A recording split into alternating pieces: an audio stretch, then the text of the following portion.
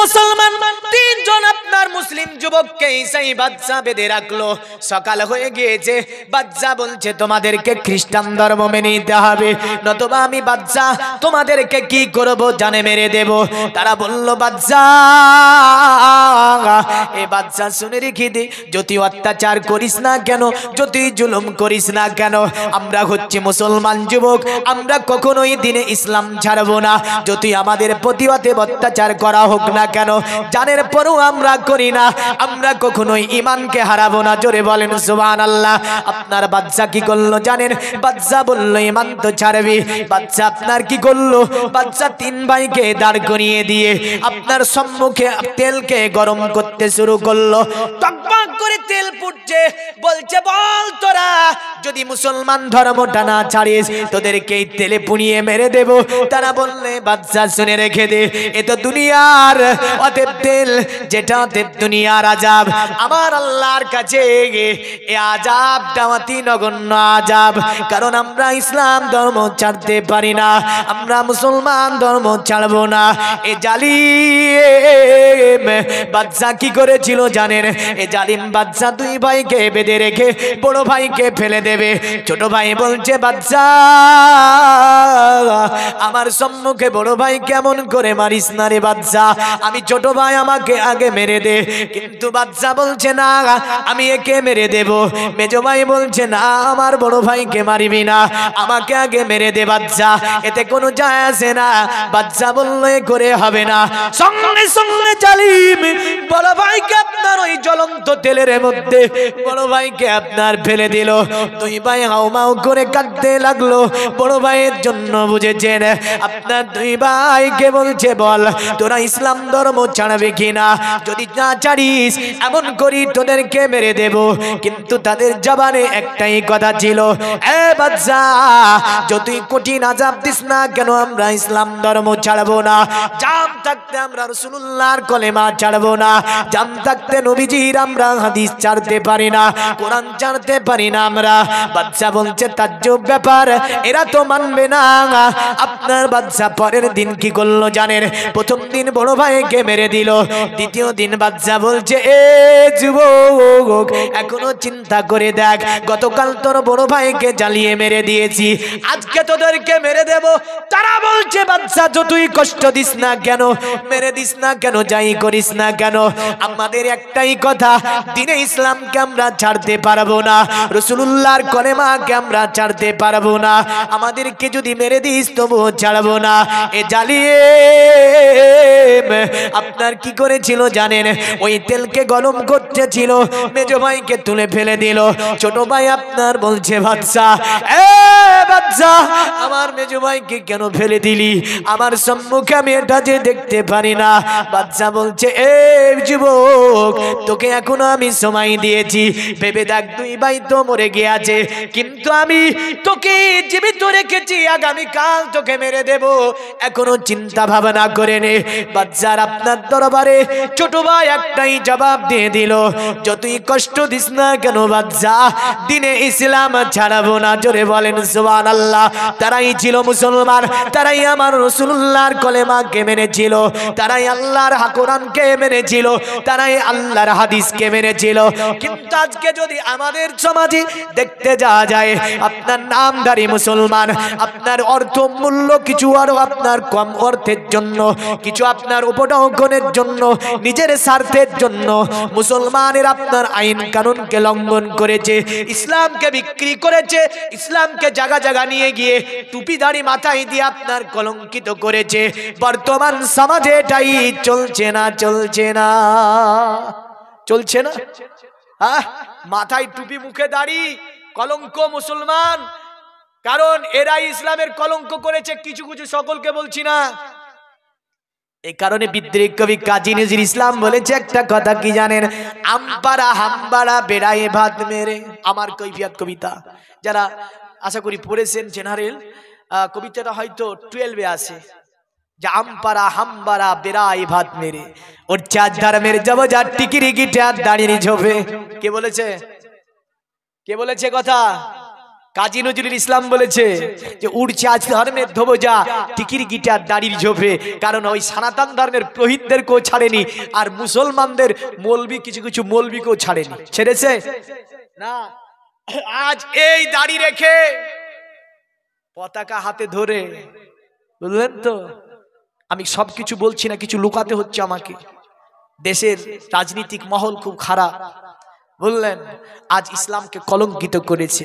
আমি কোনো পার্টির হয়ে কথা বলতে পারি যাই না, কিন্তু আমার ইসলামের হয়ে আমি কথা বলতে পারবো। জোরে বলেন সুবহানাল্লাহ। আমার ইসলাম এমন একটা ধর্ম যে ধর্ম দুনিয়া একদিকে করে দিল, ইসলামের একটা কানুনকে বিক্রি করেনি, তারাই ছিল মুসলমান। জোরে বলেন সুবহানাল্লাহ। এত বড়গণ তাও বিক্রি করেনি। আসুন সামনের দিকে, একটু দরুদ আল্লাহুম্মা সাল্লি আলা সাইয়্যিদিনা মাওলানা মুহাম্মদ ওয়া আলা আলি সাইয়্যিদিনা মাওলানা মুহাম্মদ। দুনিয়ার মুমিন মুসলমান ওই সময় আপনার ছোট্ট করে বলবো, কারণ একটা চিঠি এসে গিয়েছে। বললেন মা বোনেদের তো দরকার ছিল চিঠিটা আপনার অগ্রিম দেওয়া, কারণ অগ্রিম দিলে এটাই শুরু করে দিতাম। বলতে বলতে তো মোটামুটি ভাবে আপনার 1 ঘন্টা হয়ে গেল। আমি তাই বলতে চাইবো, একটুখানি ইনশাআল্লাহ বলার চেষ্টা করব, তবে এই ঘটনাটা খুব সংক্ষিপ্তের মধ্যে শেষ করে দেব। আপনার ওই ছোট ভাই রাত্রিতে জেলের মধ্যে বাচ্চা রেখেছে। বাচ্চা মনে মনে ভাবছে, মুসলমান ওই ছোট ভাইয়ের চেহারাটা ছিল খুব সুদর্শন সুপুরুষ। বাচ্চা ভাবছে যদি ওই যুবকটাও কোনোভাবে ঈসাই ধর্ম গ্রহণ করে, আমার মেয়ের সঙ্গে বিবাহ দেব, রাজত্বের অর্ধেকটাকে দিয়ে দেব, আর রাজত্বের অর্ধেকটাকে দিয়ে দিয়ে আমার দরবারে রেখে দেব।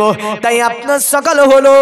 বাচ্চা বলছে, শোন যুবক, তুই যদি ইসলাম ধর্মকে পরিত্যাগ করিস, আমি বাচ্চা তোরে মারবো না, তবে আমার একটা সুন্দরী মহিলা আছে, ওই আমার কন্যার সঙ্গে বিবাহ দেব, অর্ধেক রাজত্ব তোরে দিয়ে দেব। বল যুবক মানবে কিনা? যুবক বলছে, তোর বাচ্চাই আমি নেব না, তোর কন্যাকে আমি বিবাহ করব না, আমি মুসলমান থেকে কখনোই বঞ্চিত হতে পারি না। বাচ্চা বলছে, তাজ্জুব ব্যাপার, এই বাচ্চার অর্ধেক পেয়ে যাবি, আরাম বিলাসী তার জীবন হবে, আর আমার কন্যাও দেখতে বড় সুন্দর, তোকে অতএব তো আমার কন্যাও বড় সুন্দর দেখতে, তোকে রাজত্ব ছেড়ে দেব আমি। বল তুই বল তুই ইসলাম ধর্ম ছাড়বে কিনা? যুবক একটাই কথা বললো, বাচ্চা তুই যতই আমাকে প্লাবন দে না কেন, আমি ইসলাম ধর্ম পরিত্যাগ করব না। জোরে বলেন। দুনিয়ার মুমিন মুসলমান সেই দিন ছোট ভাইকে মারলো না, বুঝলেন, বেঁধে রাখলো। বাচ্চার আপনার কথা এসে বললো না, বললো তাকে জেলের মধ্যে বন্দি করে দাও। জেলের মধ্যে বন্দি করে দিল। রাত্রি নেমে এসেছে। ওই বাচ্চার মেয়েটি যাবার পরে বুঝলেন আব্বাকে বলছে, আব্বা এই যুবকটা দেখতে বড় সুন্দর, কিন্তু মুসলমানেরা তো সন্ত্রাস হয়, এ আব্বা এত বলে তাকে ধর্ম পরিত্যাগ করানো যায়নি। কন্যাকে বলছে, না রে আমার কন্যা, তাকে ধর্ম থেকে পরিত্যাগ করানো যায়নি। বাচ্চাকে বলল, আপনার নিজের কন্যাটা, আব্বা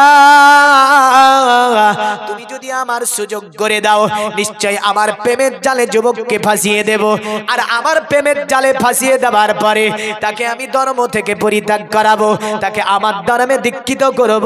আমার প্রেমের জালে ফাঁসিয়ে দেওয়ার পরে তাকে আমি তার ধর্ম থেকে দূরে সরিয়ে দিতে পারবো, আর অতঃপর তার সঙ্গে তুমি আমার বিবাহ দিয়ে দেবে। বাচ্চা কন্যাকে বলছে, ছেলেটি দেখতে বড় সুন্দর সুদর্শন সুপুরুষ, আমার বড় পছন্দ হয়েছে। যদি সে অতএব তুই তাকে তার প্রেমের জালে ফাঁসিয়ে যদি ধর্ম পরিত্যাগ করাতে পারিস, নিশ্চয় তোর সঙ্গে তার বিবাহ দিয়ে দেব। বাচ্চা কন্যাকে অনুমতি দিয়ে দিল। রাতের অন্ধকারে যুবকটা জেলখানায় ছিল। এই যুবকটা বুঝলেন নামাজ পড়তে ছিল, তাহাজ্জুদের নামাজের মধ্যে যেন মাশগুল ছিল। ইতিমধ্যে বাচ্চার ওই সুন্দরী কন্যা, যে কন্যাটাকে বাচ্চা বাচপানি অবস্থায় শিখিয়েছিল মুসলমানরা সন্ত্রাস হয়, মুসলমানরা লম্পট হয়, মুসলমানরা দুশ্চরিত্রের হয়, মুসলমানরা মিথ্যা কথা বলে, মুসলমানরা ওয়াদার খেলাপ করে, খবরদার তার সংস্পর্শে যাবে না। এই মেয়েটির মনের তো ধারণা খুব তাড়াতাড়ি যুবককে আমার প্রেমের জালে ফাঁসিয়ে ফেলবো, তাই একটা অশ্লীল পোশাক পরে বললেন জেলখানার মধ্যে যুবক আপনার কি করছে, ইবাদত করছে, আর বাচ্চার কন্যা প্রবেশ করলো। প্রবেশ করার পরে সম্মুখে গিয়ে বসলো। আপনার যুবক বলছে কে তুমি, এমন করে কেন প্রবেশ করলে? চোখ দুটিকে বন্ধ করে নিয়েছে। বলে যুবক একবার তুমি আমার দিকে তো তাকাবে। যুবক বলল না, আমাদের শরিয়াতে এটাই নিয়ম যে পুরুষ কখনো স্ত্রী হতে মহিলার দিকে পরপুরুষ তাকাতে পারবে না। এমন করে একজন মহিলা অন্য কোনো পরপুরুষের দিকে তাকাতে পারবে না। জোরে বলেন সুবহানাল্লাহ। আমাদের শরিয়াতে মুহাম্মদ এটাই বলেছে, কারণ আমাদেরকে পর্দা করার কথা আছে। কারণ পর্দা করার কথা শুধু মুসলমান বলেছে তা নয়, আমাদের দিকে মনে হয় যে মুসলমানই বলেছে। কারণ আমরা দেখেছিলাম কিছুদিন পূর্বে আমাদের মুর্শিদাবাদে সুতি বলে একটা থানা আছে, এই সুতিখানা হাই স্কুলে একজন মুসলিম আপনার যুবতী, মুসলিম আপনার স্টুডেন্ট কি করেছিল, আপনার সে ছাত্রী আপনার হেজাব পরিধান করে স্কুলে প্রবেশ করেছে। সেখানকার সে আপনার যিনি টিচার ছিল, হেড, তিনি বলেছিল এই হেজাব পরিধান করে স্কুলে প্রবেশ করা যাবে না। হেজাব পরিধান করে স্কুলে পরিধান করা যায়। আমি জানি না সে কোন ধর্মের, অথচ সনাতন ধর্মে বেদে সুন্দর করে বলল ধং পসব্বে মপ্রি সনাতন পদক হরো মাত কসপলক দসন্ত সারে ব্রহ্ম ভুবিত। পৃথিবীর জমিনে নারী যারা হবে তাদের মাথার তালু থেকে নিয়ে পায়ের তালু পর্যন্ত ঢাকা থাকবে। জোরে বলবেন না? নারীর পোশাক কেমন হবে? কেমন হবে? কিন্তু এখনকার পোশাক কেমন? এখন পোশাক চলছে কোথাকার জানেন তো? আমেরিকার। কোথাকার পোশাক চলছে? আমেরিকার স্টাইল চলছে, এমন করে জাপান জার্মানের স্টাইল চলছে। আমার সমাজের কিছু মুসলিম আপনার মহিলার এমন পোশাক বাবা ক্রয় করে দিয়েছে, বললেন যে কিয়ামতের দিন বাপও যাবে জাহান্নামে, মেয়ে যাবে জাহান্নামে। আর ও বললেন চলে কেমন করে জানেন তো? মানে ওই চঞ্চল হরিণগুলো দেখেন না? হরিণ দেখেছেন আপনারা? দেখেছেন? হরিণ কিন্তু খুব চঞ্চল হয়, বুঝলেন? আমি ওই যে রাজস্থান জামে আশফাকে পড়াশোনা করেছি, যেটা নাগর স্টেশন থেকে মোটামুটি বাস আধা ঘন্টা মরুভূমিতে পায়ে হেঁটে গিয়ে মাদ্রাসাটা, যেটা জামে আজহারের বোর্ড। এখানে আমরা একদিন মাদ্রাসা থেকে বেরাতে পারতাম, বললেন একদম জেলখানার মতো দারোয়ান ছিল, তালা মারি রাখতো, একদিনই বের করতো বৃহস্পতিবারে। তো সেই দিন ক্লাস করে বেরিয়ে যেতাম ওই রাজস্থানের মরুভূমিতে, বললেন ওই রাজস্থানের মরুভূমিতে গিয়ে দেখতাম যে একদল করে হরিণ চলছে অনেকগুলো দূরে। তো যখন আমাদের একটু বাসনা পেয়ে যেত না, যে মানুষের সুনগুনি পেয়ে যেত, তো চাট করে উঠে দাঁড়াতো, এদিক ওদিক তাকাচ্ছে, দূরে আছে আমরা, এদিক ওদিক তাকাতে তাকাতে এমন দৌড় দিত, বললেন যে ওকে কাছে গিয়ে দেখবো এরা বুনো হরিণ। আসলে এগুলো বুনো হরিণ, মানে এরা মানুষের সুনগুনি পেলে সেখানে আর দাঁড়াবে না। তো পুরোহিত বলেছে মাতে কসপলক দসন্ত সারি ব্রহ্মভুবিত। অতএব যে নারী ওই চঞ্চল হরিণের মতো ডানে বামে তাকাবে, চঞ্চল হরিণের মতো ঘুরে ঘুরে এদিক ওদিক দেখবে, আর তার চলাতে অন্য পুরুষকে আকৃষ্ট করবে, বলল ওই নারীটা পৃথিবীতে নারী নয়। পণ্ডিত বলল ওটা কি তাহলে? পণ্ডিত বলল মাতে কসপলক দসন্ত সারি ব্রহ্মভুবিত। ওই নারীটা নারী কিসের হতে পারে? ওই নারীটা হচ্ছে দ্রুত শগুনের মতো। কিসের মতো? ধূর্ত শগুনের মতো। ও নারী কিসের? যে নারীর চলনে সংযমী নাই, যে নারীর চলনে নম্রতা নাই, যে নারীর চলনে ভদ্রতা নাই, যে নারী চলে যখন পদযুগলের দিকে তাকাই না, ওটা নারী হতে পারে না, ওটা হচ্ছে ধূর্ত শগুন। এটা সনাতন ধর্মে লেখা আছে। এই বলে আমার ধর্মের নারীরা রাগ করবেন না, দেখেন সনাতন ধর্মের কথা বললাম এটা। তাকে সনাতন ধর্মে বলেছে ধূর্ত শগুন। আর রসুল বলেছে যে নারী পর্দা করে না ওই নারী জান্নাতে যাবে না, যে নারী পর্দা করে না ও নারীর কোনো নামাজ কবুল হবে না, যে নারী পর্দা করে না ওই নারীর কোনো দোয়া কবুল হবে না, যে নারী পর্দা করে না ওই নারীর ওপরে আল্লাহর লানাত হয় এবং ফেরেশতার লানাত হয়, আল্লাহর সৃষ্টির লানাত হয়। যে নারী সমাজে পর্দা করতে জানে না, ওই নারীটা পৃথিবীতে নারী নয়। এই কথা রাসূলুল্লাহ বলেছেন। কারণ আল্লাহর নবী বলেছেন, আল্লাহর কোরআন বলেছেন, ওয়াকারনা ফি বুয়ুতিকুন্না ওয়ালা তাবাররুজনা তাবাররুজাল জাহিলিয়াতিল উলা। এ পৃথিবীর নারীরা, তোমরা জাহিলি যুগের নারীদের মতো এমন করে বেহাইপনা করে অশ্লীল পোশাক পরিধান করে খোলামেলা ভাবে তোমরা ঘোরাফেরা করিও না। এটা আল্লাহর কোরআন বলেছে। জোরে বলেন সুবহানাল্লাহ। তাহলে কোরআনও বলছে পর্দার কথা, বেদও বলছে পর্দার কথা। নারী মানি পর্দা করতে হবে। জোরে বলেন সুবহানাল্লাহ। নারী মানি পর্দা করতে হবে। এখন মুসলমান যুবকের চরিত্র কেমন হওয়া দরকার দেখেন। আমাদের দিকে তো কি হয় জানেন তো, আমাদের দিকে এক জায়গায় মুসলমান যুবকেরা দাঁড়িয়ে থাকে, যুবতীরা দাঁড়িয়ে থাকে, টনটিটকারি মারে। সনাতন ধর্মের পণ্ডিতকে বলল, পণ্ডিত যুবক যুবতী কেমন হবে? বলল যুবকরা হবে। রাস্তা দিয়ে যখন চলবে তারা হালকুম থেকে নিয়ে হাঁটুর নিচু পর্যন্ত ঢাকবে তারা। জোরে বলেন। এ যুবক, তুমি পুরুষ বলে জান্ডার প্যান্ট পরিধান করে রাস্তাতে চলবে, অনুমতি শরীয়ত দেয়নি। বলল তোমাকে হালকুম থেকে নিয়ে হাটের নিচু পর্যন্ত ঢেকে চলতে হবে। যুবকদেরকে বলল, শোনো, রাস্তায় যখন চলবে কোনো নারীকে টনটিটকারি মারবে না, নারী দেখে এমন অশ্লীল বাক্য বলবে না। আর নারীদেরকে বলল, নারী তোমরাও মাথা থেকে পা পর্যন্ত ঢেকে চলবে। তোমরা যখন চলবে পদযুগলের দিকে তাকিয়ে চলবে, ডানে বামে এমন করে এদিক ওদিকে তোমরা তাকাবে না। কত সুন্দর আদর্শ দিল, কত সুন্দর আপনার চরিত্র দিয়ে গেল একটা সনাতন ধর্মের ঋষি। আমার নবীজি বলল, শোনো যুবক, পৃথিবীর জমিনে তোমরা নিজের আত্মাকে কন্ট্রোল করো। নিজের আত্মাকে যদি তোমরা কন্ট্রোল করে নিতে পারো, আমি রাসূলুল্লাহ তোমাদের জন্য ভবিষ্যৎবাণী দিয়ে গেলাম।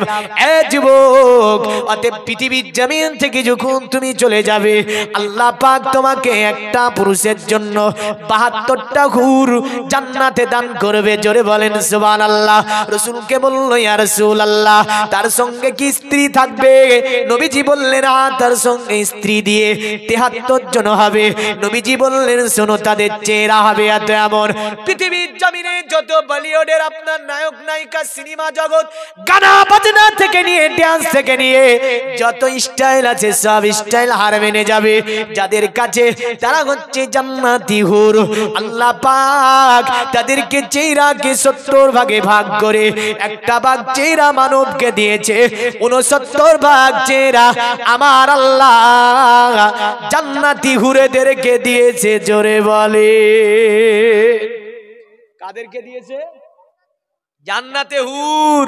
তাহলে আমাদেরকে সংযমী ভাবে চলতে হবে। কিন্তু এখনকার যুবকরা তো অন্য রকমের, বুঝলেন? এখনকার যুবকদের আপনার চলাফেরা কি জানেন তো? ৫ বছর বাইরে ছিল, বাইরে আপনার কিছু টাকা জমিয়েছে, তো টাকা জমিয়ে বাড়ি এসেছে। এখন ১০ জন বন্ধু মিলে একদম পুষ মাসের সময়, বুঝলেন, ওই নদীর পারে গিয়ে বড় বড় ডিজে করেছে। এক একটা ডিজে আপনার ডিজে ভাড়াই নিয়েছে ১৫,০০০ টাকা। ক টাকা নিয়েছে? ডিজে ভাড়া ১৫,০০০ টাকা। তা আমি একদিন বলছি, আরে তোরা যে ১৫,০০০ টাকা ডিজে ভাড়া করেছিস, খাবি কি? হ্যাঁ, খাবি কি তোরা? তো খাবে আসলে মাল খাবে। কি খাবে? ওতে নাচাবে গোটা রাত্রি ওদেরকে, বললেন ডিজে যেমন লাজবে এও তেমন লাজবে। লজ্জা করে না মুসলমান? মুসলমান ঘরে জন্ম নিয়ে যারা মদ্যপান করেছে, রাসূলুল্লাহ বলেছেন শুকুরের গোশতের চেয়েও খারাপ হচ্ছে মদ। বুঝা গেল? এক কথায় বুঝতে পারলেন? হ্যাঁ, কারণ কি জানেন? মাসালা হচ্ছে, যদি কোন আপনার জায়গাতে আপনি খেতে দেয়নি, ধরে বন্ধ করে রেখেছে, একদিকে দিয়েছে শুকুরের গোশত, একদিকে দিয়েছে মদ, তো বলছে কোনটা খাবে? জান বাঁচানো তো ফরজ কাজ, বলে না খেয়ে মরে যাও মেলা ভালো। যার যদি খেতে চাই মদটা খেও না, মদটা খেও না। মদ খেলে মাতাল হয়ে যাবে, সেন্স হারিয়ে যাবে। ওই টাইমে তোমার মৃত্যু যদি হয়ে যায়, তাহলে তুমি তওবা করার সুযোগ পাবে না, তওবা করতে পারবে না। আর আরেকটা যে হারাম, ওই হারামটা যদি খায়, তাহলে তার সেন্স হারাবে না, তওবা করার সময় পাবে। এমন করে তার সেন্স ঠিক থাকবে, ব্রেন ঠিক থাকবে, আল্লাহর কাছে বারবার মাপ চেয়ে নিতে পারবে। জোরে বলেন সুবহানাল্লাহ। এই কারণে শুকুরের গোশতের চেয়েও মদ হচ্ছে খারাপ। খবরদার, আমার ঘরের যুবকদেরকে বলবো, খবরদার মদ স্পর্শ করবে না, খবরদার। কারণ মদ বলা হয়েছে সমস্ত গুনার মা হচ্ছে মদ, সমস্ত গুনার মা মদ। খবরদার এই মদের গ্লাস স্পর্শ করবে না। আসি, কারণ মদ একটা এমন হারাম। যে এক গ্লাস পানি নিয়েছেন না, পরে যদি বলেন আমি এটা মদ পান করছি, ওটাও হারাম। ওই পানি পান করাটাও হারাম হয়ে যাবে। আসি ওই যুবতী ঢুকেছে, সুন্দরী যুবতী, অশ্লীল পোশাক, যুবক ইবাদত করছিল, চক্ষু বন্ধ করে নিয়েছে। জোরে বলেন সুবহানাল্লাহ। আপনার নারী তাকে প্লাবন দিল, কিন্তু মুসলমান যুবক আপন জায়গা থেকে হটলো না, আপন জায়গা থেকে চোখ বন্ধ করে কথা বলে। নারী বলে একবার তাকিয়ে দেখো আমার দিকে, তুমি আমাকে দেখলে আর বলতে পারবে না। যুবক বলে না, আমি তোমার দিকে তাকাবো না। আল্লাহর কাছে যুবক বলে, আল্লাহ এই প্লাবন থেকে তুমি আমার রক্ষা করো, এই প্লাবন থেকে তুমি আমার বাঁচাও। কারণ নারীদের ওয়াসওয়াসা বড় খতরনাক ওয়াসওয়াসা, যেটা আল্লাহ পাক পবিত্র কোরআন সূরা ইউসুফের মধ্যে ডাইরেক্ট বলেছে। যখন জুলেখা আপনার ইউসুফ নবী আলাইহিস সালামকে প্লাবন দিয়েছিল, 7 দরজা তালা বন্ধ করে দিয়েছিল, ওই সময় বেড়ে এসেছিল যখন, তখন আজিজে মিসর দেখে ফেলেছিল ইউসুফ নবী যেন তোর দিয়ে আসলো। ওই সময় আল্লাহ বলেছিল নারীদের প্লাবন হচ্ছে বড় খতরনাক প্লাবন, কারণ এরা আপনার এমন প্লাবন দেবে পৃথিবীর জমিনে যেমন করে প্রথম নম্বরে নারীর কারণে মানুষ কতল হয়েছে, এমন করে দুনিয়ার জমিনে আপনার বনি ইসরাইল সম্প্রদায় হেরে গিয়েছে নারীদের কারণে। এমন করে দুনিয়ার জমিনে রাসূলুল্লাহ বলেছেন, শুনে রেখে দাও, নারী একটা এমন যে নারীর চেহারাতে শয়তান মিশ্রণ হয়ে যেতে পারে।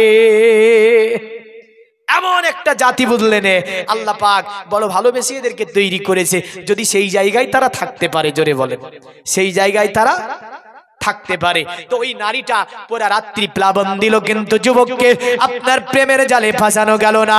সকালবেলাতে আপনার দরজা খুলে বের হয়েছে, বাদশা দেখছে সম্মুখে। বাদশা কন্যাকে বলছে, আমার কন্যা কি ব্যাপার, তোমার প্রেমের জালে কি ফাঁসাতে পারোনি? মহিলাটা বলছে, আব্বা তোমার সঙ্গে আমার কথা আছে। বাপকে নিয়ে যাবার পরে বলেছিল, আব্বা তুমি যে বলেছিলে মুসলমানদের চরিত্র খারাপ হয়, কিন্তু তো মুসলমান যুবক, অন্য কোন ধর্মের যুবক হলে আমি সুন্দরী মহিলা আমার প্রেমাকৃষ্ট হয়ে যেত, কিন্তু মুসলমান যুবক আমার দিকে চোখ তুলেও তাকায়নি। ছিল মুসলমান আদর্শ। কন্যাটা বলল, আব্বা তুমি যে বলেছিলে মুসলমানরা মিথ্যা বলে, তারা যদি মিথ্যা বলে কলেমা তো ছাড়লো না, 2 ভাই মারা গেল। তুমি যে বলেছিলে মুসলমানরা লম্পট হয়, লম্পট হলে তো আমার প্রেমের জালে ভেসে যেত। মুসলমান কোথায় লম্পট হয়? মেয়েটি আপন ঘরে চলে গেল। দ্বিতীয় রাত্রি চেষ্টা করলো, দ্বিতীয় রাত্রি ব্যস্ত হয়ে গেল, ব্যর্থ হলো তার আপনার এই প্রক্রিয়াটি। তৃতীয় রাত্রিতে মহিলাটা একটা হিজাব পরেছে, বুঝলেন, হিজাব পরে চেহারাকে ঢেকে ফেলেছে, থান দিয়ে চেহারাকে ঢেকেছে। ডাকার পরে বললেন প্রবেশ করেছে। ডাকদাই যুবক আজকে চক্ষু বন্ধ করবে না, কারণ দেখো আমি হেজাব পরেছি। মুসলমানরা যেমন করে হেজাব পরে, আমি এমনই হেজাব পরে আজকে তোমার ঘরে প্রবেশ করেছি। এ যুবক তুমি যদি আমাকে একটা কথা দাও, আমি তোমার ধর্ম গ্রহণ করব, কারণ তোমাদের মতো চরিত্র কারো দেখতে পাই না, তোমাদের মতো আদর্শ কারো দেখতে পাই না, তোমাদের মতো নীতি কারো দেখতে পাই না। বাবা মাকে যা শিখিয়েছিল মিথ্যা কথা, কারণ মুসলমান মানে বদচরিত্রে হয় না, মুসলমান যারা হয় চরিত্রবান হয়। আমি প্র্যাকটিক্যালে প্রমাণ পেয়ে গিয়েছি। এ যুবক তুমি বলো আমি কলেমা পড়বো, তোমার ধর্ম দীক্ষিত হব, তুমি যদি আমারে বিয়ে করে নাও, আমি তোমাকে এই জায়গা থেকে বেরিয়ে যাওয়ার একটা রাস্তা বাতলিয়ে দেব।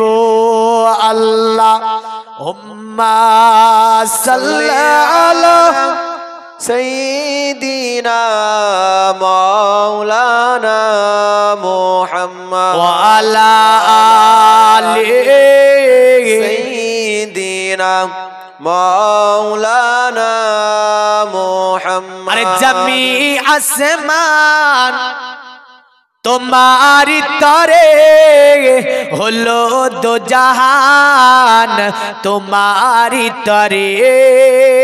জোরে বলুন। আমার একটা অভ্যাস, যত দুরুদ পড়ি 2 কলি পড়ি, তার বেশি গজল পড়তে চাই না। আরে দেগে মধ্যে জান তোমারি তরে, ও নবী মহান তোমারি তরে। জোরে বলি। আরে চাইছি দোয়া বইছে হাওয়া, সাপা মারুয়া আসা যাওয়া, जन्नत पावा आरो मेवा ए सब हवा तुम्हारी तरे जमी आसमान तुम्हारी तरे होलो दो जहान तुम्हारी तरे देखे मुद्दे जान तुम्हारी तरे ओ नबी महान तुम्हारी तरे अरे आकाश तारा जलছে सारा तुम्हारी सारा चाँद पारा पारा गारे गिरा कोराने पारा प्रतिटी सोरा तुम्हारी तरे जमी आसमान तुम्हारी तरे होलो दो जहान तुम्हारी तरे अल्लाहुम्मा सल्ले अला सय्यदना मौलाना मुहम्मद व अला आली सय्यदना मौलाना मुहम्मद। ए पृথিবীর মুমিন মুসলমান যুবকের আপনার কথা শুনে ভালো লাগলো। যুবক বলে ঈসাই ধর্মের কন্যা তুমি কি সত্যকারী কলেমা পড়বে? বলে হ্যাঁ, তুমি যদি আমার কথা দাও তোমার বিয়ে করব তো নিশ্চয়ই তোমার কলেমা আমি পড়ে নেব। তো যুগ যুগ ধরে ইসলাম বিস্তার লাভ করেছে চরিত্রের উপরে। জোরে বলেন কিসের উপরে? চরিত্রের উপরে। কিন্তু আজকে আমাদের চরিত্রটাই নিচু লেভেলের, ঠিক না ভুল? চরিত্রটাই আমাদের নিচু লেভেলের চরিত্র বললেন, কারণ আমরা দেখতে পাই না সমাজে এর বউ নিয়ে পালিয়ে যাচ্ছে, বিয়ে করে এনে আবার চলছে বললেন। সমাজ কোনো ব্যবস্থা নিতে পারেনি না পেরেছে। কিন্তু আমার দাদু পদ্দাদুর জামানা হলে ওকে পিটিয়ে চামড়া বিনিয়ে দিত। কিন্তু এখন ডাইরেক্টলি আপনার ওপেন বহু কিছু আমরা দেখতে পাচ্ছি। সমাজ কোনো বিচার করতে পারে না। মনে রেখেন রাসূলুল্লাহ সাল্লাল্লাহু আলাইহি সাল্লাম দীর্ঘ 52 বছর ধরে সমাজ শিখিয়েছে। জোরে বলেন সুবহানাল্লাহ। আর নামাজ শিখিয়েছে 10 বছর। কয় বছর? নামাজ কয় বছর শিখিয়েছে? 10 বছর। আর সমাজ শিখিয়েছে কয় বছর? 52 বছর। সুবহানাল্লাহ। তাহলে বোঝা যাচ্ছে সমাজ ছাড়া নামাজ হয় না। জোরে বলেন সুবহানাল্লাহ। সমাজ ছাড়া নামাজ হয় না। কিন্তু আমাদের নামাজ আছে, এখন কিছু কিছু সমাজ নাই, ঠিক না ভুল? সমাজ আছে নাই। তো ওই মহিলাটা বলছে তুমি কি আমার বিয়ে করবে?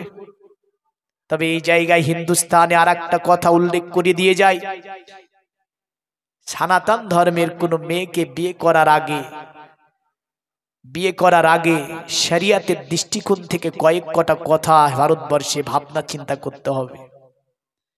আমরা এই দৃষ্টান্ত দেখেছি মোগল পিরিয়ডের বাদশা আলমগীরের জামানায়। আলমগীরের ভাতিজা একটা সুন্দরী মহিলা দেখেছে বললেন সনাতন ধর্মের। গিয়ে ওর বাপকে বলছে তোমার মেয়েটার বিয়ে দেবে না? বলে না তো, তুমি তো মুসলমান, তো বাদশার ভাতিজা তুমি। বলে আমি বাদশার ভাতিজা, তোমার মেয়েকে আমি বিয়ে করব। ওই সনাতন ধর্মের লোকটা বলছে আমার মেয়ের তো বিয়ে তোমার সাথে দেব না। আপনার বিচার বাদশা আলমগীরের আদালতে পেশ করলো একজন মোগল পিরিয়ডের ভারতের বাদশা। জোরে বলেন সুবহানাল্লাহ।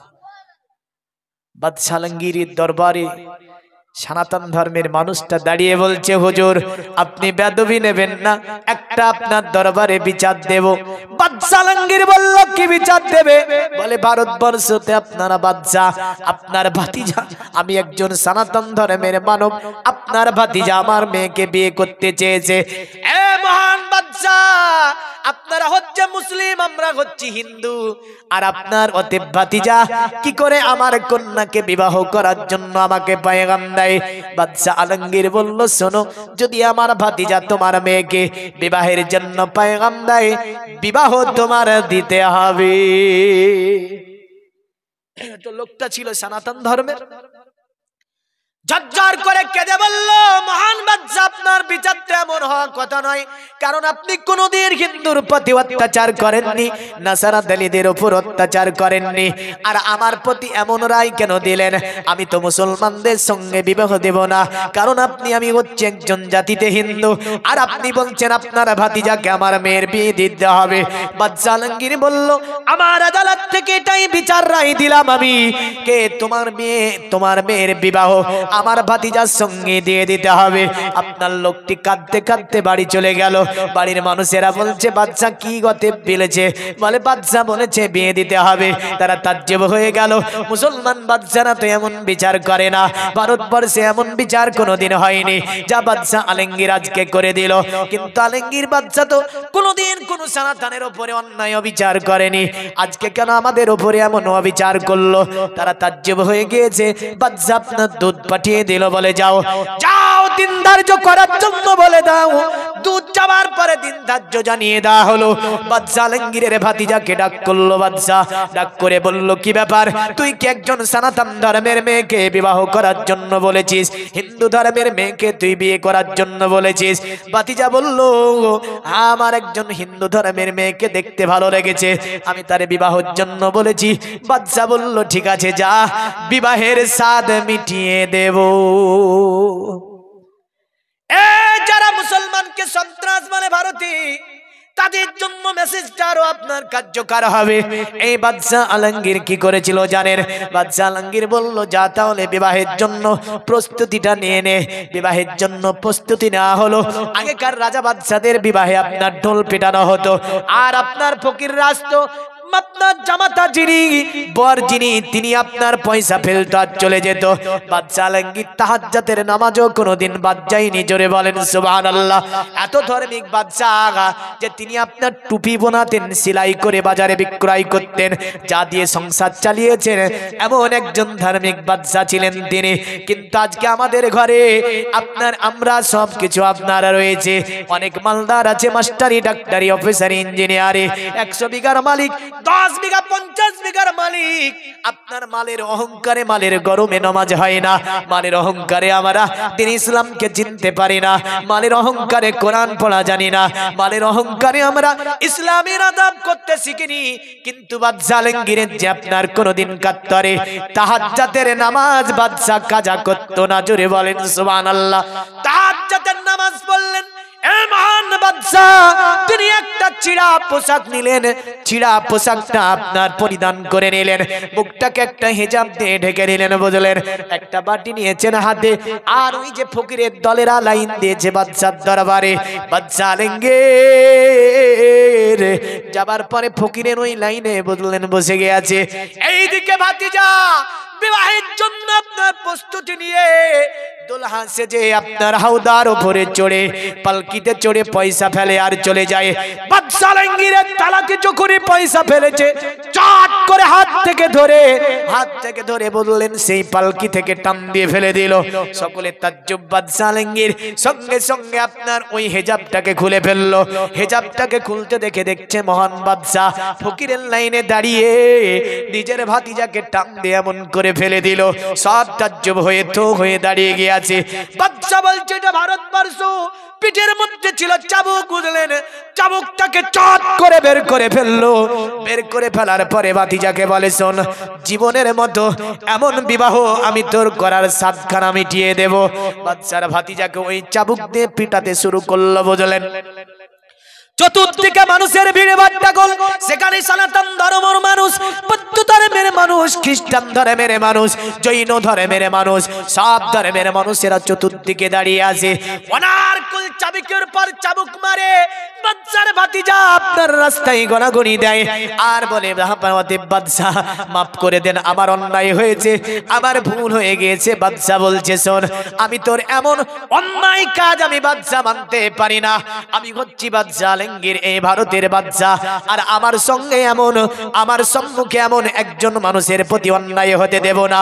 লোকেরা বাদশাকে বলল, এ মহান বাদশাহ, ওই সনাতন ধর্মের মানুষটা যখন আপনার আদালতে বিচার দিয়েছিল, ওই সময় আপনি বিবাহটাকে বন্ধ করে দিতে পারতেন। আপনি যদি বন্ধ করে দিতেন নিশ্চয় তা বন্ধ হয়ে যেত, কিন্তু আপনি বন্ধ কেন করলেন না? বাদশা বলেছিল, শোন আমার পূজারা, সেই দিন যদি আমি দরবারে বিবাহটা বন্ধ করে দিতাম, ভারতেই নজির থাকতো না, ওখানেই মিটে যেত, কারণ ভারতের মানুষ জানতে পারতো না যে মুঘল কোনোদিন অন্যায় অত্যাচার অবিচার করেনি। জোরে বলেন সুবহানাল্লাহ। ভারতে একটা ইতিহাস তৈরি করে দিয়ে গেলাম, কিয়ামতের সকাল পর্যন্ত এই ভারতে মুসলমানদেরকে কেউ সন্ত্রাস যাতে বলতে না পারে, মুসলমানদের প্রতি অন্যায় অত্যাচার করতে যাতে না পারে। এই কারণে আমি বাদশাহ আজ জনগণের মধ্যে খোলা বিচার করে দেখে দিলাম যে আমি বাদশাহ আমার ভাতিজাকে পর্যন্ত একজন হিন্দুর বিচারে এসে ভাতিজাকে আমি ছাড় দিইনি। জনগণের কাছে পিটিয়ে চামড়া বিনিয়ে দিয়েছিল। এ ছিল মোগল প্রৌঢ়ের বাদশাহ, বাদশাহ আলমগীর। জোরে বলেন সুবহানাল্লাহ। কিন্তু আজকে বলতে গেলে লজ্জা লাগে, আজ যদি আমাদের ইতিহাসের পৃষ্ঠা খুলি, মোগল প্রৌঢ়ের কথা পাওয়া যায় না। না আছে? যারা বয়স্ক আছেন এখানে, তিনারা পড়েছেন মোগলের কথা, পড়েছেন না পড়েননি? ইতিহাসে ছিল না মোগল? এখন যারা আছে, এখন যারা পড়ছে, একটা বের করতে বলুন তো। আমার ঘরে যত ইতিহাসের বইগুলো ছিল বললেন, কারণ আমরা 5টি আমার বাবার ছেলে, সকলেই শিক্ষিত, মোটামুটি সকলেই গ্র্যাজুয়েট কমপ্লিট রয়েছে। তার মধ্যে 2জনের গ্র্যাজুয়েট কমপ্লিট হয়নি, তাছাড়া বাদবাকি সকলে, আমারও গ্র্যাজুয়েট মাস্টার ডিগ্রি সবগুলি কমপ্লিট করেছে আপনাদের দোয়া। তো ইতিহাস যত ছিল সব বের করে একদিন দেখতে দেখতে তবুও আমি মোগল পিরিয়ড মিলাতে পারলাম না, যে মোগল বাদশাদের ইতিহাসটা আমি জানবো, এরা কিভাবে রাজত্ব করেছে। কারণটা কি জানেন? কারণটা হচ্ছে এই যে মোগলকে যদি মিটিয়ে দেওয়া না যায়, তাহলে ভারতবর্ষে মুসলমানদের উপর অত্যাচার করা যাবে না। মুসলমানদের উপর অত্যাচার করার জন্য আজ মোগলকে মিটিয়ে দিয়েছে। আসি, ওই মেয়েটি বলছে বিয়ে করবে তো? যুবক বলল, শোনো, তুমি যদি ইসলাম ধর্ম গ্রহণ করো, আজ যদি তুমি আমার কথা দাও সত্যকারী, তোমাকে আমি বিবাহ করব। তবে শোনো, কোন রকমের তুমি আমার সঙ্গে চুগলামি করতে পারবে না। ওই মহিলাটা বলল, শোনো যুবক, আমি তোমার চরিত্রে আকৃষ্ট হয়েছি, কারণ আমি 2 দিন ধরে তোমার ঘরে এসে আমি অনেক প্লাবন দিয়েছি তোমাকে। অন্য ধর্মের যদি যুবক হতো, আমার প্রেমে আকৃষ্ট হয়ে যেত, আমার প্রেমে আকৃষ্ট হয়ে যাবার পরে এসে আমার কথাই শুনতো, আমি যা বলতাম তাই শুনতো। কিন্তু তোমার চরিত্রে আমি আকৃষ্ট হয়ে গেছি, তাই আমি কলেমা পড়তে চাই। যুবকটা বলল, ঠিক আছে, তোমাকে আমি কলেমা পড়িয়ে দেব। আপনার যুবকের সম্মুখে বসে ওই মহিলাটি তওবা করে কলেমা লা ইলাহা, জোরে লা ইলাহা ইল্লাল্লাহ, লা ইলাহা ইল্লাল্লাহ, লা ইলাহা ইল্লাল্লাহ মুহাম্মাদুর রাসূলুল্লাহ সাল্লাল্লাহু আলাইহি সাল্লাম পড়ে ইসলাম ধর্ম গ্রহণ করে নিল। বুঝলেন? যুবককে বলছে, যুবক তৈরি হও, জেলখানা থেকে তোমাকে বের করে নিয়ে আমি চলে যাব, কিন্তু আমরা বিবাহ কোথায় করব? যুবককে বলছে, কেন বিবাহ করতে আবার মানুষ লাগে নাকি? কিন্তু ইসলাম ধর্মে বিবাহ করতে কমসে কম 2টি সাক্ষী লাগবে। জোরে বলেন সুবহানাল্লাহ। কটা সাক্ষী লাগবে? কটা? কিন্তু এখন তার বিয়ে বুঝলেন ঝাপ মেরে বিয়ে, আসে না নাই? ঝাপ মারা বিয়ে বুঝেন? বাপও জানবে না, মাও জানবে না। ইমাম আজম আবু হানিফা বলেছেন বড় অন্যায় কাজ, বিয়ে হয়ে যাবে। ইমাম শাফি বলেছেন বিয়ে ফাসিদ হয়ে যাবে, ওই বিয়েই হবে না। যে বিয়ে বাপও জানে না মাও জানে না। তো ইমাম আজম আবু হানিফা বলছেন বিয়েটা হয়ে যাবে, আর ইমাম শাফি বলছে না বিয়ে হবে না। কারণটা হচ্ছে এই, যাকে লালন পালন করলো, জন্ম দিল, বড় করে তুললো, মালিক তিনি হলো, আর মালিককে ব্যতি রেখে বিবাহ কি করে করতে পারে? আর ইমাম আজম আবু হানিফা বললেন এটা মারাত্মক অন্যায়, ভুল। কিন্তু বিবাহের মালিক বাবা নয়, বিবাহের জন্য মালিক হচ্ছে মেয়ে এবং ছেলে, তার সঙ্গে দুটো সাক্ষী ইজাব এবং কবুল, এই দুটিতে বিবাহ হয়ে যাবে। তো দেখেন তাদের বিয়ে কে পড়াবে? পৃথিবীর মুমিন মুসলমান তারা আপনার ওই বাদশাহী দরবার থেকে রাতের অন্ধকারে আপনার বাদশার কন্যা মন্ত্রীকে বলল, মন্ত্রী একটা ঘোড়া সাজাও। বলে বাবা অতএব রাজকন্যা কোথায় যাবেন? বলে আমি কোথায় যাব এটা তোমারে জানাতে হবে না, ঘোড়াকে হাজির করো। মন্ত্রী বলছে না, বাদশার অনুমতি ছাড়া আমি এই কাজ করে দিতে পারবো না। আপনার ওই রাজার কন্যা বলল, তুমি যদি আমার কথা না শোনো, সকাল বেলায় বাবাকে বলে শিরচ্ছেদ করাবো তোমার, কারণ তোমাকে কোনোই শক্তি মাফ করতে পারবে না, আমি হচ্ছি বাদশার কন্যা। মন্ত্রী ভয় পেয়ে গেল, একটা ঘোড়া এনে হাজির করলো, বলে গেটটা খুলে দাও। গেটটাকে খুলে দেওয়া হলো। আপনার মন্ত্রী দাঁড়িয়ে আছে, ওই জায়গাতে যুবককে বের করে এনে ঘোড়ার পৃষ্ঠে চড়ে বললেন, তারা আপনার চলতে শুরু করে দিল। মন্ত্রী দৌড় দিয়ে যাবার পরে বাদশাকে জানিয়ে দিল বাদশা এগুলো হয়েছে। বাদশা বলে, শোন এ মন্ত্রী, তারে কেন বাড়াতে দিলি? আপনার তারা তো রাস্তা ধরে গেল না, অরণ্য এক বিশাল জঙ্গলের মধ্যে যাবার পরে পৌঁছে গেল। ক্লান্তি এসেছে, একটি আপনার গাছের ছায়ার নিচে আপনার দুইজন যুবক যুবতী একটা গাছের ছায়ার নিচে দাঁড়িয়ে আছে। হঠাৎ করে একটা ঘোড়ার পায়ের আওয়াজ আসছে। যুবক বলছে এবার হয়তো ধরা পড়ে যাব, কারণ আমাদেরকে ধরে ফেলবে। বাদশা জেনে নিয়েছে নিশ্চয়ই বাদশা আমাদেরকে মৃত্যুদণ্ড দেবে। কিন্তু দেখা গেল আল্লাহর কি সাহায্য, দেখেন ওই জঙ্গলের মধ্যে অন্য কেউ ছিল না। ওই জঙ্গলের মধ্যে 2 দিন বাদশা যে 2 ভাইকে পুড়িয়ে মেরেছিল, ওই 2 ভাই ঘোড়ার পৃষ্ঠে চড়ে আছে। অনেকগুলো সাদা পোশাক পরিহিত মানুষ ওই 2 ভাইয়ের সঙ্গে আছে। ওই জঙ্গলে আসার পরে তাদেরকে যেন আপনার সালাম জানালো। জোরে বলেন সুবহানাল্লাহ। আর দেখে বলে, ছোট ভাই বড় ভাইকে দেখে তাজ্জুব হয়ে গেছে। বলে, বড় ভাই তুমি কি করে আসলে? বলে, ভাই আমি তো অন্য জগতের বাসিন্দা হয়েছি, আল্লাহ আমাকে বলো ভালো রেখেছে, কিন্তু তোমরা যে এমন করে অরণ্য জঙ্গলে এসে গিয়েছো, 2 জন এইভাবে থাকা সম্ভব নয়। শয়তান যে কোনো সময় তোমাদের প্লাবন দিয়ে দিতে পারে, কারণ তোমাদের বিবাহ পড়িয়ে দিতে হবে। এই কারণে আল্লাহ আমাদেরকে এখানে পাঠিয়েছে, তোমাদের আমরা বিবাহ পড়িয়ে দেব।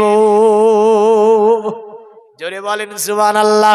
কারণ আল্লাহ বলেছে, কুলিল্লাহুম্মা মালিকাল মুলকি তুতিল মুলকা মান তাশা ওয়া তানজিউল মুলকা মিম্মান তাশাউ ওয়া তুইজ্জু মান তাশাউ ওয়া তুজিল্লু মান তাশাউ বিয়াদিকাল খাইর ইন্নাকা আলা কুল্লি শাইইন কাদির। আমার আল্লাহ বলছে সমগ্র সাম্রাজ্যের মালিক হচ্ছে আমার আল্লাহ। যাকে তিনি ইচ্ছা করেন সাম্রাজ্য দান করেন, আর যার কাছ থেকে ইচ্ছা করেন তিনি সাম্রাজ্যকে ছিনিয়ে নেন। শুধু তাই নয়, আল্লাহ বলছে শোন বান্দা, অতুইজ্জু মান তাশা ওয়া তুজিল্লু মান তাশা বিয়াদিকাল খাইর ইন্নাকা আলা কুল্লি শাইইন কাদির। আমার আল্লাহ রাব্বুল আলামিন তিনি যাকে ইচ্ছা করেন ইজ্জত দান করেন, আর যাকে ইচ্ছা করেন তিনি আপনার জিল্লাত বানিয়ে দেন, অপমানিত করিয়ে দেন।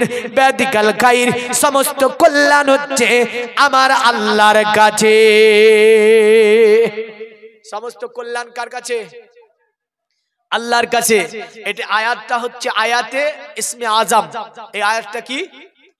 আয়াতে ইসমে আজম।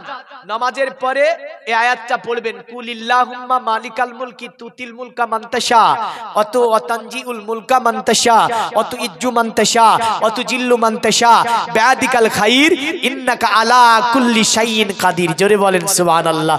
আপনার মাল, আপনার সম্মান, আপনার ইজ্জত সমস্ত রক্ষা করবে কে? আল্লাহ। কিন্তু আমরা এই দোয়াগুলো নিতে জানি না বললেন। কারণ জালসা জুলুসে আগে আমার দাদু ফুদ্দাদুদের জামানায় যে জালসাগুলো হতো ওটা টিং টিং করে একটা মাইক থাকতো, এত মিক্সচার ইকো এগুলো লাইটিং এগুলো থাকতো না, থাকতো না, একটা টিং টিং করে মাইক চলতো, আর ওতে ওই জামানার মৌলভিগুলো ওয়াজ করতো। তো ফজর চলে যেত, ফজর হয়ে যেত, মানুষ নড়তো না। জোরে বলেন সুবহানাল্লাহ। নড়তো না। আর তাদের ওয়াজে ছিল শুধুই মানুষের আমাল। কি ছিল? শুধুই মানুষের আমাল। বহু কিছু দোয়া তারা শিখিয়ে দিয়ে যেত। আর আমাদের ওয়াজে আর ওগুলো নাই বুঝলেন বাপ। আমরা শুধু আমাল দিতে জানি না মানুষকে, শুধু আমরা মানুষকে আনন্দ উৎফুল্লিত করে রাখতে চাই। কি করে রাখতে চাই? আনন্দ উৎফুল্লিত করে রাখতে চাই। আমরা কোরআনের কোন দোয়া কোথায় পড়তে হয়, কোরআনের কোন আয়াত কোথায় পড়তে হবে, কখন কোন আয়াত পড়বো, এগুলো কেউ জানি না আমরা। আর পড়ার তো ওগুলো জানার চেষ্টাও করি না, নাকি করি? আমরা করি না। পৃথিবীর মুমিন মুসলমান ইসলাম যে আদর্শ দিয়েছে, এই আদর্শকে দেখে বিশ্বের জমিনে বিখ্যাত বিজ্ঞানী যারা নামে হ্যামিল্টন, আপনার কৃষাঙ্গ শীতাঙ্গ নিয়ে আমেরিকার সারা জমিনে ঝামেলা। কারণ আপনার মুসলমানদের মধ্যে কোনো কৃষাঙ্গ শীতাঙ্গ নাই, কালো ফারসার ভেদাভেদ নাই। জোরে বলে আছে? আছে।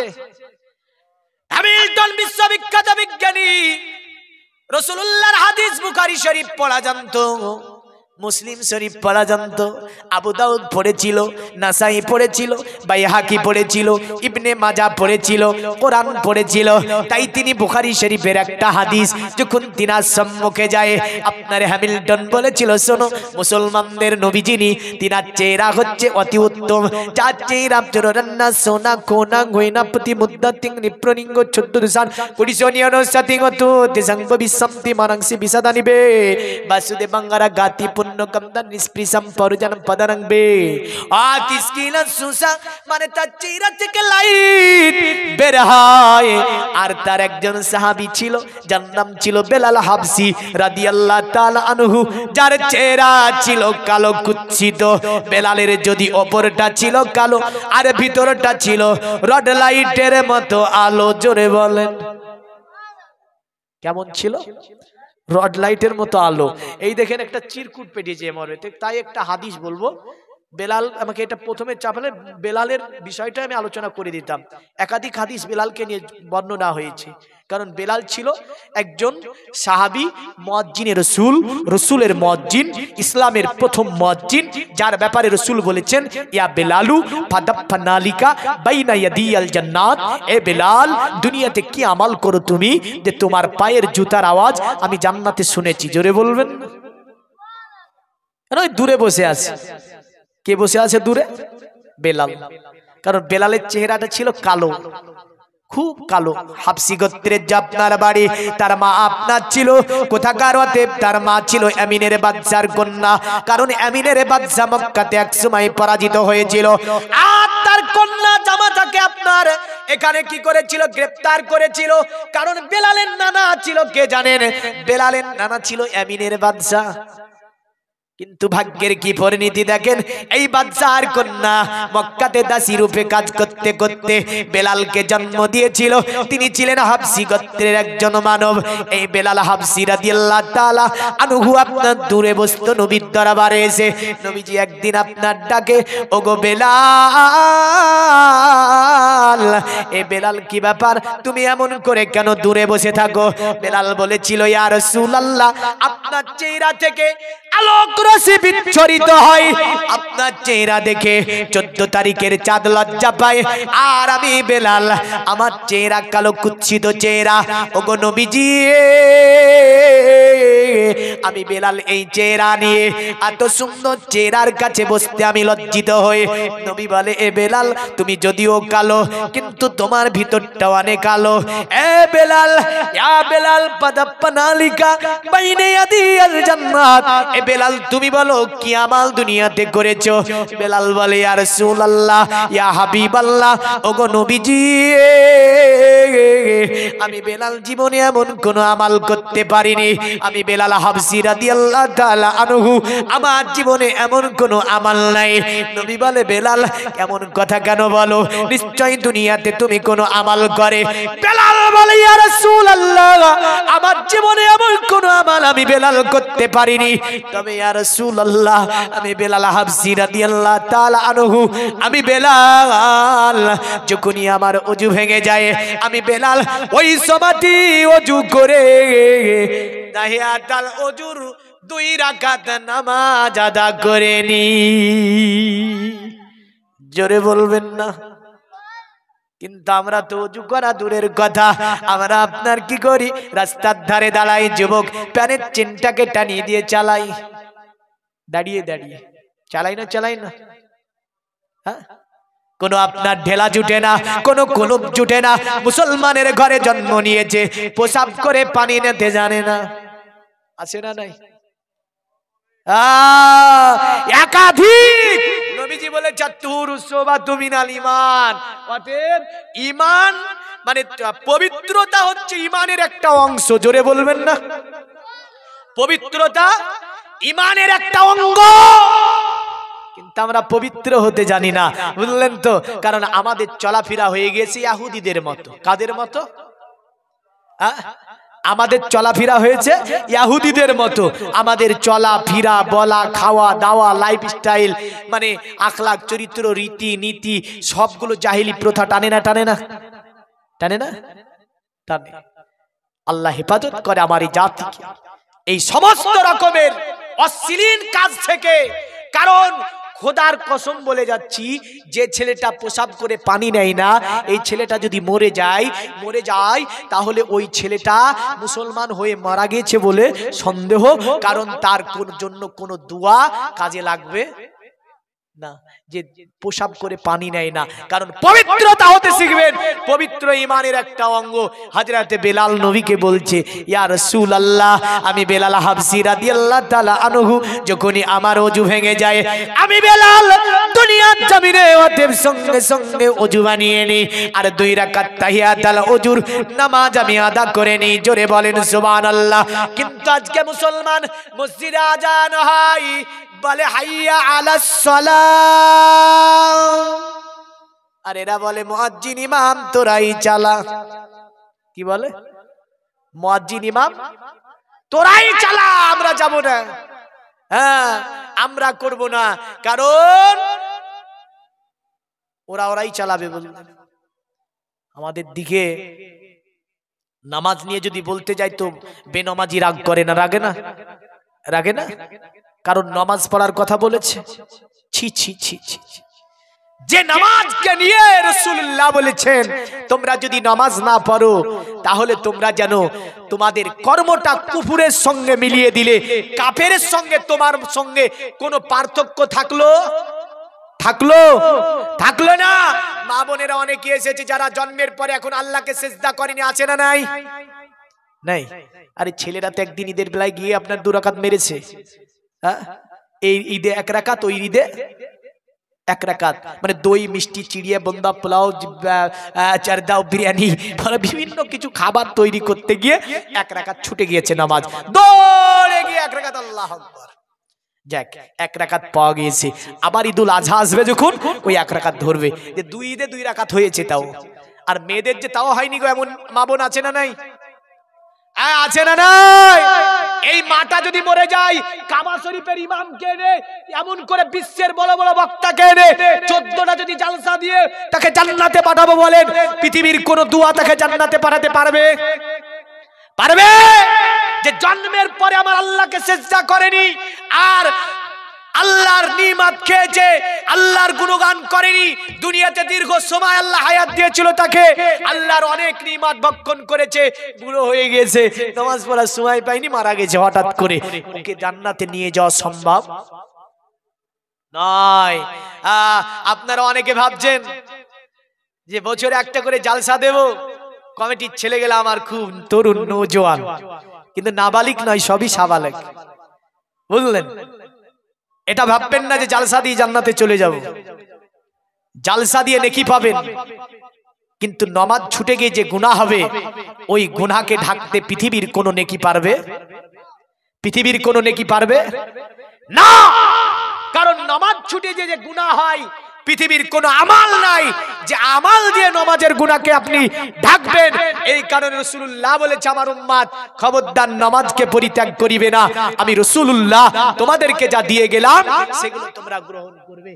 আসেন হযরতে বেলাল হাবশী রাদিয়াল্লাহু তাআলা আনহুকে নিয়ে আরেকটা বুখারী শরীফের হাদিস বলি, যে হাদিসটাকে দেখেছিল বিশ্ববিখ্যাত একজন বিজ্ঞানী যার নাম হ্যামিল্টন, আমেরিকার সরজমিনে তিনি আপনার গবেষণা চালাচ্ছেন রাসূলের হাদিসকে নিয়ে।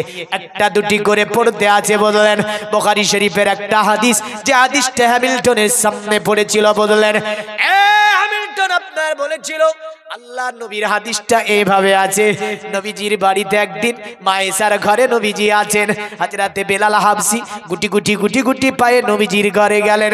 দরজার উপরে খিড়কি নাড়া দিয়েছে, ভিতর থেকে আওয়াজ দিল কে? বলে আমি বেলাল। ইয়া রাসূলুল্লাহ আপনার একজন নগণ্য সাহাবী আমি বেলাল হাবশী রাদিয়াল্লাহু তাআলা আনহু এসেছি। আমার নবী বলে বেলাল, ওগো বেলাল তুমি আসতে পারো? নবীজিকে বলে ইয়া রাসূলুল্লাহ আসার জন্য কি অনুমতি দেন? বলে হ্যাঁ তোমাকে অনুমতি দিলাম। আল্লাহর নবী বলল আয়েশা দরজাটা খুলে দাও। হযরত আয়েশাতুল হুমায়রা রাদিয়াল্লাহু তাআলা আনহা দরজাটাকে খুলে দিলেন। হযরত বেলাল হাবশী প্রবেশ করেছে, দেখছে আমার নবীজি যেন একটা মায়েশার ঘরে বসে খাবার ভক্ষণ করছে। জোরে বলেন সুবহানাল্লাহ। বেলাল চট করে দাঁড়িয়ে গেল, বলে ইয়া রাসূলুল্লাহ আপনাকে খাবার ভক্ষণ করার সময় আমি বেলাল হাবশী রাদিয়াল্লাহু তাআলা আনহু আপনাকে আমি বিরক্ত করে ফেললাম। আমার নবী বলে বেলাল, ওগো বেলাল বলো আর তুমি কি বলতে চাও? বেলাল বলে ইয়া রাসূলুল্লাহ আপনার নূরানি চেহারাখানা একটু দেখার জন্য আমি এসেছি, কারণ আমি বেলাল একবেলা যদি আপনাকে দেখতে না পাই আমি বেলাল যেন থাকতে পারি না। আমার নবী মুচকি হেসে বলে বেলাল দাঁড়িয়ে কেন পড়লে? এসো আমার থালাতে বসে একই সঙ্গে খাবার ভক্ষণ করে নাও। জোরে বলবেন না। বেলালের দুই চোখ দিয়ে পানি বেরিয়ে গেল, বলে ইয়া রাসূলুল্লাহ দুনিয়ার জমিনে অনেক রাজা বাদশার দরবারে গিয়েছি, অনেক রাজা বাদশা দেখেছি গো নবী, কিন্তু আপনার মতো মানব পৃথিবীতে দেখতে পাই না। কারণ আমার নবীর আদর্শ ছিল অতি উত্তম। এ নিয়ে আপনার বেদের মধ্যে জগৎধর্ম বেদে সামবেদের মধ্যে বলেছে। ঋষিকে জিজ্ঞাসা করলো মহান ঋষি তুমি বলো নবীর চরিত্র কেমন হবে?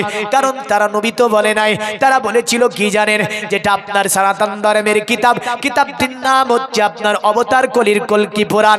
এই অবতার কলির কল্কি পুরাণে যার নাম লেখা আছে দেবাধর্মা চিত্র যোগা দেবালকশ্চারা হুষ্টা পুষ্টা শাসন তুষ্ট কল্ক রজনী চাভুবা নানা দেবাদিলিঙ্গেষু ভূষানে ভূষিতেষু চ ইন্দ্রজালি বুদ্ধাতি কল্পকা পূজা কা জনানা সন্ধি। বললো অতএব ওই অবতার কলির কল্কি যিনি হবে তার চেহারাটা কেমন হবে?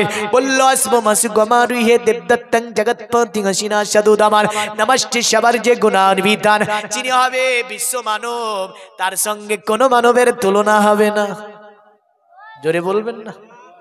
আচ্ছা নবীজির সঙ্গে কারো তুলনা হবে? কারো তুলনা হবে? কিন্তু ওয়াহাবি বলছে তুলনা হবে। আর সাহাবী বলছে কি জানেন? সাহাবী আলীকে বলছে একটা বেঈমান এসে তালোয়ারটা বের করে রোদ্রে ধরেছে, ধরে ওই তালোয়ারটা চকচক চকচক করছে, বুঝলেন রুদ্র লেগেছে। তো বলছে আলী তোমাদের নবীর চেহারা কেমন?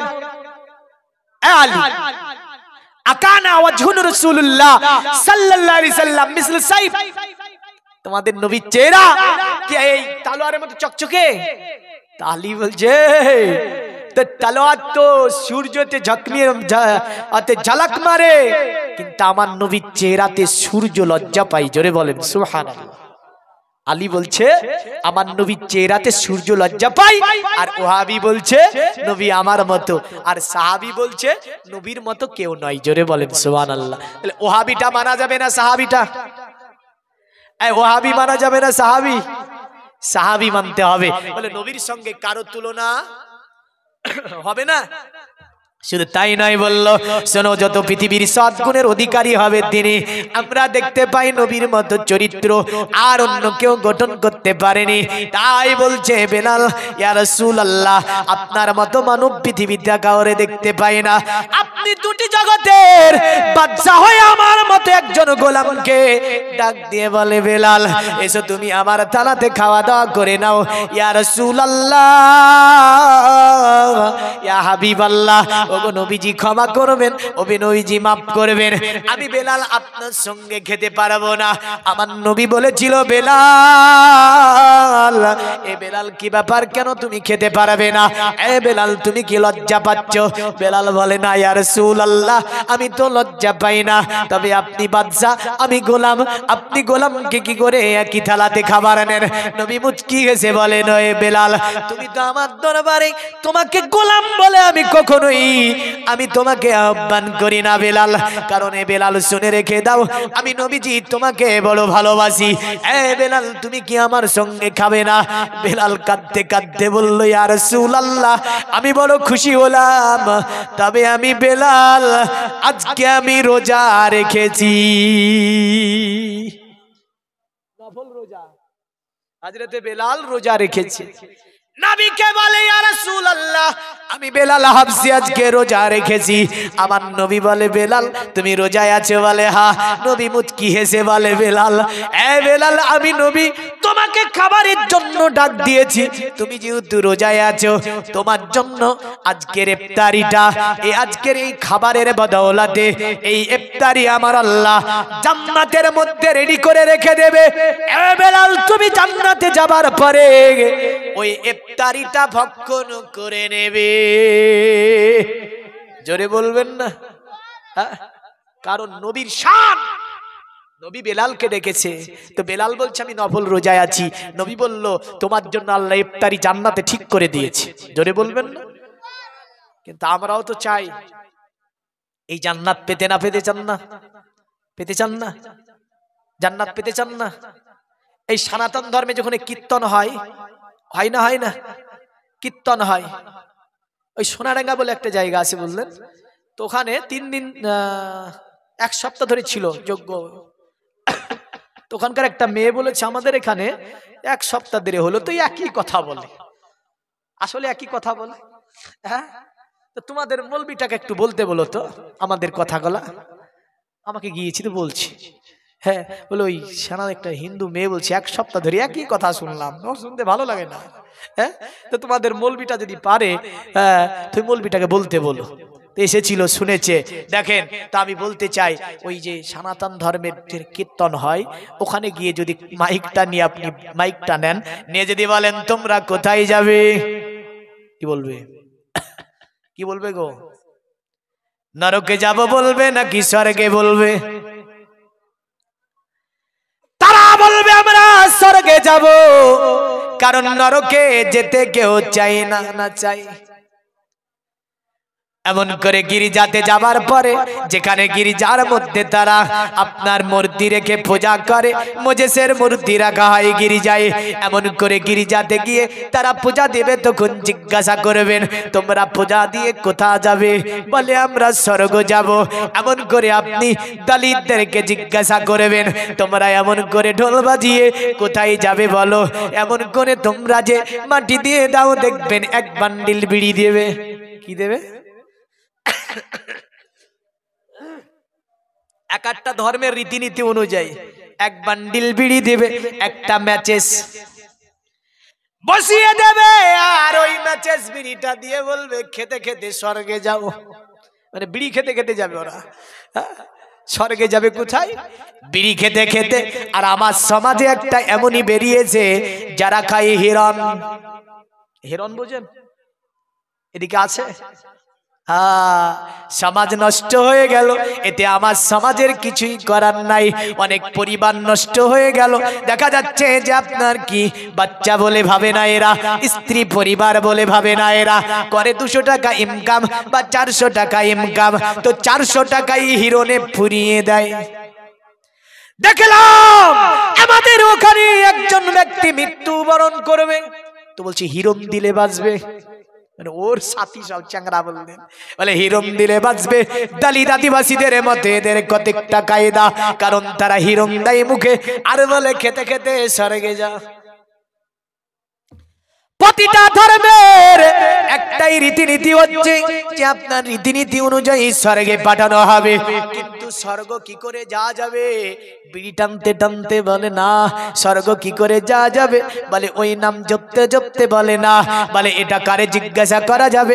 জিজ্ঞাসা করলে জিজ্ঞাসা করতে হবে আপনার ব্রাহ্মণ গোত্রের মানুষদেরকে, কারণ ব্রাহ্মণ গোষ্ঠীটা উচ্চ বর্ণের মানব দ্বারা, তারা যে কূপ থেকে পানি পান করবে অন্য কোনো সনাতন ওই কূপের পানি পান করতে পারবে না।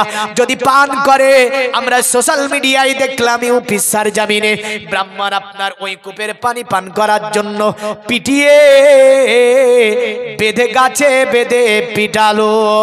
আল্লাহ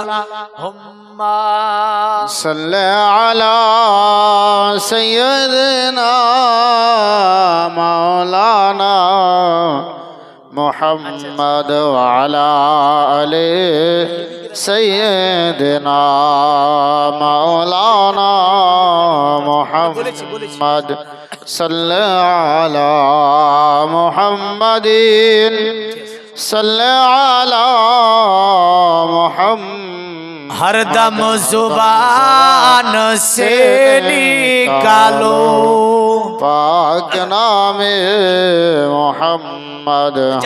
আর বাড়াবো না, দেখেন 2 ঘন্টা পার হয়ে গেছে বলতে বলতে। আপনারাও বিরক্ত হচ্ছেন হয়তো, আর এতটা বক্তব্য রাখাও সম্ভব হয় না, তবু বলে দিলাম আপনাদের এখানে, কারণ প্রতি নাইট বললেন, আর এই যে ঠান্ডা চলছে বিভিন্ন জায়গায় পানি, এর মধ্য দিয়ে 2 ঘন্টা পার হয়ে গেল। এই কথাটা শেষ করি যে স্বর্গে যাওয়া কি করে যাবে। এই যে ব্রাহ্মণকে জিজ্ঞাসা করা হলো স্বর্গে কি করে যাওয়া হবে, বলে মনোমন্ত্র না পড়লে স্বর্গে লাভ করা যাবে না। ব্রাহ্মণকে জিজ্ঞাসা করা হলো এটার নাম মনোমন্ত্র কেন? বলে যার মানে জানতে হয় না। কি করতে হয় না? মনোমন্ত্র যার মানে জানতে হয় না। মনোমন্ত্রটা কি আছে জানেন? মনোমন্ত্র তারা বলবে ঢোল বাজিয়ে পড়তে হবে, ঢোল বাজিয়ে না পড়লে মনোমন্ত্র পড়া যাবে না। তুলসী তালাই লাগবে, তুলসী তালাই লাগানোর পরে বলবে অতএব ইল্লা কবর ইল্লাল্লাহ তিল্লাল্লাহ ইলাহার্তি পাপাম ইলা ইলাহা পরম পদম জন্ম বৈকুণ্ঠে পারম অনিততে জপি নামে মুহাম্মাদাম। ওই যে মুহাম্মাদাম জোরে মারবি ঢোলে বাড়ি, দাম করে মারবে। প্রহিতের শিকারও আছে, যদি বাইচান মোহাম্মদের নাম শুনে ফেলে তাহলে এই প্রহিতগিরি চলবে না। দুধ কলার নিয়ে মন্দিরে যাবে না, আমাদের কাছে নিম কাটার দেবে না, কারণ আমাদের কেমন সম্মান আর করবে না। জাতি বলে কিছু থাকবে না, হয়ে যাবে তারা মুসলমান, কারণ একই রকমের লেখা আছে যারা লা ইলাহা তিপাপাম ইলাহা পরম পদম জন্ম বৈকুণ্ঠে পারম অনিততে জপি নামে মুহাম্মাদাম, যারা লা ইলাহা ইল্লাল্লাহ পড়ে নেবে ওরা অতি সম্মানের অধিকারী হবে।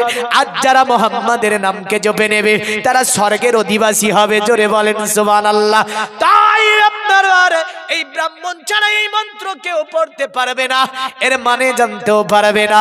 তাই বলল ঢোল বাজিয়ে পড়াতে হবে, কানে কানে বলতে হবে। যদি বলা যায় যান স্বর্গে যাবে, আর যদি না বলা হয় স্বর্গে যাবে না। তাই দেখবেন ওই যখন মৃত্যু সজ্জায় পড়ে যায় আমাদের মৌলবীদেরকে ডেকে নিয়ে যায়, আর সনাতন ধর্মে ব্রাহ্মণ গোত্রের মনীষীদের ডেকে নিয়ে যাওয়া হয়। নিয়ে যাবার পরে মনোমন্ত্রটা কানে পড়ে দেওয়া হয়। তাহলে সকলের আশা কোথায় যাবে? সকলের আশা কোথায় যাবে? স্বর্গে যাবে। আমাদেরও আশা কোথায় যাব? জান্নাতে যাব। কারণ জান্নাতে যেতে গেলে জান্নাতি কাজ করে যেতে হবে। জান্নাতি কাজ করে যেতে গেলে আমাদেরকে নিশ্চয় নবী বলেছেন আন্না তাশহাদু আল্লাহ ইলাহা ইল্লাল্লাহ ওয়া আন্না মুহাম্মাদুর রাসূলুল্লাহ তুকিমুস সালাত ওয়া তুতিজ যাকাত ওয়া তাসুমু রমাজান ওয়া তাহাজ্জাল বাইতা। নবীজি বললেন তোমরা কলেমার পরে পরে নামাজকে প্রতিষ্ঠিত করো, যাকাত দাও, তাসুমু রমাজান রমজানের রোজা রাখো, ওয়া তাহাজ্জাল বাইতা, যদি অর্থ থাকে তাহলে হজ করে নাও। এই 5টা কাজ যদি ঠিক করে যেতে পারেন, গরিবের জন্য 3টি কাজ যদি ঠিক থাকে, তাহলে আপনি নাগরত্ব পাবেন জান্নাতের। যেমন করে এখানে এই শায়ের হয় দেখেন না, এই শায়ের জন্য ছোড়াছুড়ি চলছে না, এই শায়ের করছে, কিন্তু এই শায়ের নয় আসলে এনআরসি হচ্ছে, বুঝলেন? এসআইআর নামে এনআরসি হচ্ছে। কারণটা কি জানেন? এসআইআর নামে এনআরসি কারণই, যদি এনআরসি বলে করে তাহলে কিন্তু গ্রামে ঢোকা বিপদ আছে, আছে না নাই? ওখান থেকে পিটিয়ে বের করে দেবে। তাই বললো যে এসআইআর করব আমি। কিন্তু এসআইআর করতে গিয়ে কতরি আপনার ফর্মটা ফিল আপ করতে যাবেন, কতরি লাগবে, আপনার শ্বশুরের লাগবে, আপনার শাশুড়ির লাগবে। বান্দরামি করার একটা জায়গা থাকা দরকার আছে। ফর্মে একদম দুনিয়ার এগুলো, আমরা স্কুল সার্টিফিকেটের মধ্যে দেখবেন পরীক্ষা হচ্ছে, হ্যাঁ পরীক্ষাগুলো হয় এমনভাবে পরীক্ষা হয়, পরীক্ষার পরে দেখবেন মার্কশিট বেরায়, মার্কশিট। তো মার্কশিট বোঝার জন্য আবার মাস্টার লাগবে। কোন ক্যাটাগরি মানে ঘুষ দিয়ে চাকরি নেওয়া, কিনে সার্টিফিকেট পাওয়া, তাদের অবস্থাতেই হবে বললেন। কারণ কি? কারণ হচ্ছে চোরের মার বড় গলা। এরা বলতে চাচ্ছে এমন ভাবে করে দেব না যে বুঝতেই পারবে না এরা। কিন্তু আজকে কি শুরু করেছে, আর ফর্ম একটা ফিল আপ করবেন তবে বুঝতে পারবেন। যাই হোক, আল্লাহ হেফাজত করবে, হেফাজতের মালিক আল্লাহ। আল্লাহ পাক সমগ্র মুসলিম জাহাকে আমার আল্লাহ হেফাজত করে এই জালিম থেকে। আল্লাহ রাব্বুল আলামিন আমাদের সকলকে 5 ওয়াক্ত নামাজ পড়ে দুনিয়ার জমিনে ইসলামের ছায়াতলে শান্তিময় জীবন যাপন করে আমরা যাতে করে মৃত্যুর পূর্বে লা ইলাহা ইল্লাল্লাহ মুহাম্মাদুর রাসূলুল্লাহ